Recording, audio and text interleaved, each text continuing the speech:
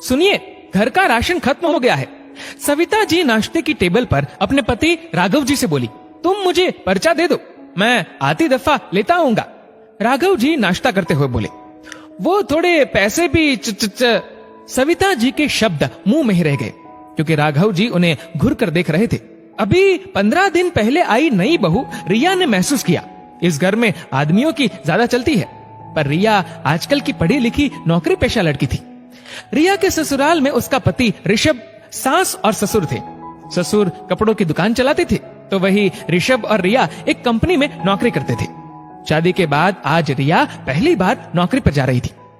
नाश्ता खत्म कर रिया जैसे ही अपने कमरे में जाने लगी, उसे ससुर जी की आवाज सुनाई दी, क्या करना है पैसों का, सब कुछ है ना घर में, बहू के सामने ज्यादा मत उछलना, समझी। सास चुपचाप रसोई में चली गई। रिया बोलना चाहती थी, पर नहीं थी अभी घर में, तो सब समझना चाहती थी पहले, इसलिए चुपचाप ऋषभ के साथ ऑफिस चली गई। तुम माँ को कितने पैसे देते हो हर महीने? रात को रिया ने ऋषभ से पूछा। माँ को पैसों की क्या जरूरत है? ऋषभ लापरवाही से बोला। रिया ने कहा, पूरा घर माँ संभालती है, हम सब दिन में घर नहीं रहते, तो माँ को ही सब देखना होता है।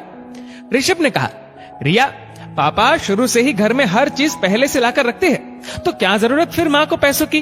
पर कोई ऐसी चीज हो जो माँ का मन हो लेने का, तब वैसे भी खुद के पास पैसे हो तो एक आत्मविश्वास भी रहता है। रिया बोली, वो पापा से या मुझे बोल सकती है, कुछ चाहिए तो।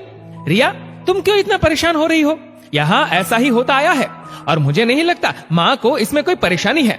चलो अब सो जाते हैं, सुबह ऑफिस नहीं जाना क्या? ऋषभ ने लाइट बंद करते हुए कहा। 1 महीने बाद, माँ आज मेरी तनख्वाह आई थी, तो मैं कुछ पैसे आपको देने के लिए निकलवा लाई। खाने की टेबल पर रिया माँ को पैसे देते हुए बोली, पर बेटा मैं क्या करूंगी पैसों का, तुम ही रखो। सविता जी राघव जी की तरफ देखते हुए बोली, माँ शादी से पहले भी मैं ऐसे ही मम्मा को पैसे देती थी, अब यहाँ आप माँ हो तो आपको दे रही हूँ, ये तो मेरी जिम्मेदारी है। रिया बोली, रिया बेटा, तुम्हारी माँ पैसों का क्या करेगी, इसे जो चाहिए वो मिल जाता है इसे, ये पैसे तुम रखो। राघव जी बोले। रिया ने कहा, पापा माँ घर की अन्नपूर्णा है, सारा घर इनसे चलता है, आप घर का सामान लाकर देते हैं, पर कभी माँ का खुद का मन हो कुछ लेने का तो? बेटा ये कौन सा बाहर जा नौकरी करती है जो इसे कुछ चाहिए, घर बैठे सब मिल तो जाता है।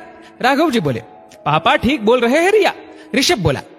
रिया ने कहा, पापा ऋषभ, माँ नौकरी नहीं करती तो उन्हें जरूरत नहीं, ये गलत है, मेरी मम्मी भी नौकरी नहीं करती, पर मैं, पापा और भाई हर महीने उन्हें पैसे देते थे, जिसे वो खुद की मर्जी से खर्च करती। वैसे भी घर चलाना नौकरी करने से ज्यादा मुश्किल है। ठीक है बेटा, जैसी तुम्हारी मर्जी। ये बोल राघव जी सोने चले गए। अच्छा माँ, मैं भी आज बहुत थक गया हूँ तो चलता हूँ। ऋषभ भी चला गया। लो ना माँ, क्या मैं आपकी बेटी नहीं हूँ? रिया प्यार से बोली। तू तो मेरी अच्छी वाली बेटी है। सविता जी रिया को प्यार करते हुए बोली। तो अच्छी वाली बेटी की प्यारी सी माँ को ये तो लेने ही होंगे। रिया बोली। पैसे पकड़ते हुए सविता जी की आंखों में जो चमक थी वो रिया ने साफ महसूस की। और हाँ माँ, कल शाम को मैं जल्दी आ जाऊंगी, हम दोनों माँ बेटी शॉपिंग पर चलेंगे। रिया माँ के गले लगकर बोली। ठीक है बेटा, अभी जाओ, सो जाओ, बहुत देर हो गई। ठीक है माँ, कहकर रिया सोने चली गई। आज सविता जी को बहू के रूप में एक बेटी मिल गई जो माँ के मन को बिना कहे समझती है। दोस्तों, इस वीडियो को लेकर आपकी क्या राय है नीचे कमेंट करके जरूर बताएगा। और अगर आपको ये वीडियो अच्छा लगा हो तो इस वीडियो को लाइक करेगा, शेयर करेगा ज्यादा से ज्यादा लोगों तक। और ऐसे ही और भी इंस्पिरेशनल वीडियोस के लिए सब्सक्राइब करें हमारे यूट्यूब चैनल को और फेसबुक पर फॉलो करें हमारे पेज को। धन्यवाद।